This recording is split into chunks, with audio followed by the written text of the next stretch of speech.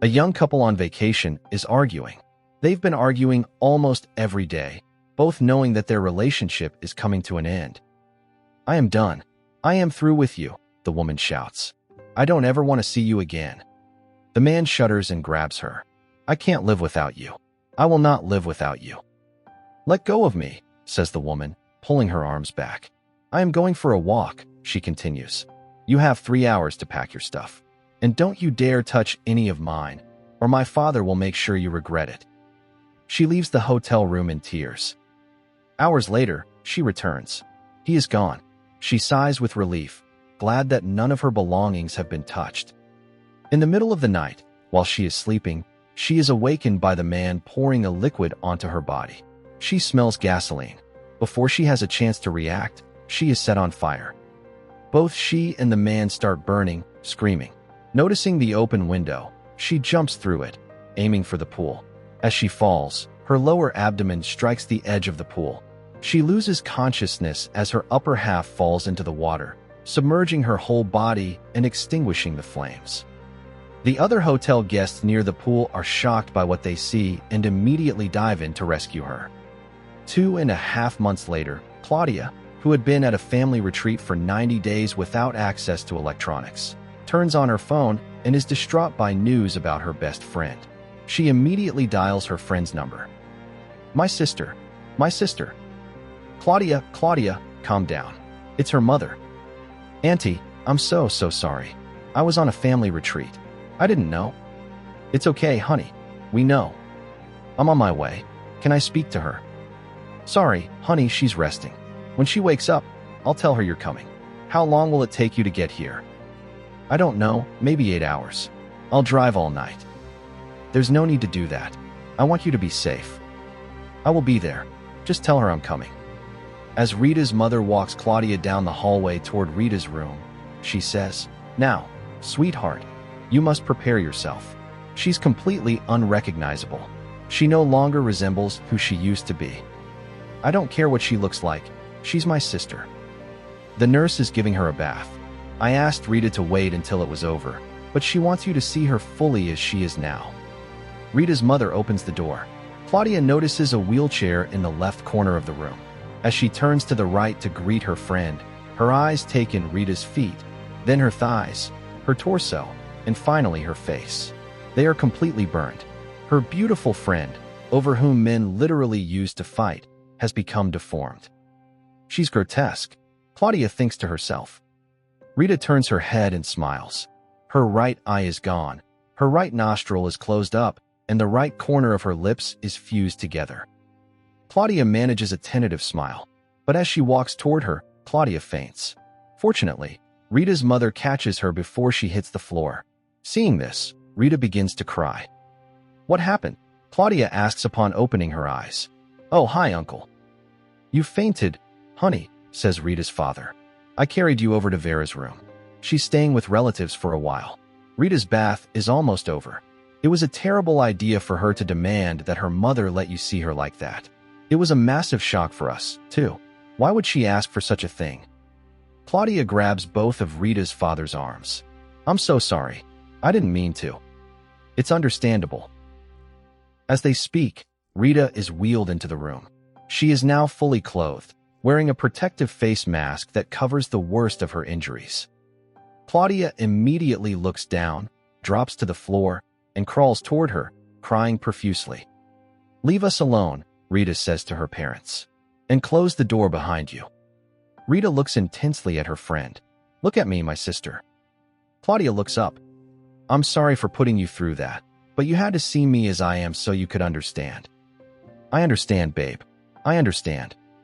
So, do you know what you must do?" "Anything. Anything for you." Rita swallows hard, her remaining pupil constricting. "I want to die. I want you to kill me." Claudia springs up frenetically. She grabs her friend's face and shakes it gently. "No, you don't know what you're talking about, Rita. Calm down. The incident is too recent. You haven't thought things through."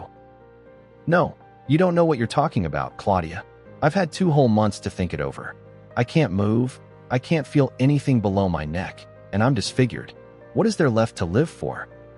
Claudia backs away to the other side of the room, pacing back and forth and running her hands through her hair. I'm going to call your mother. Does she know about this? Don't, Claudia, don't.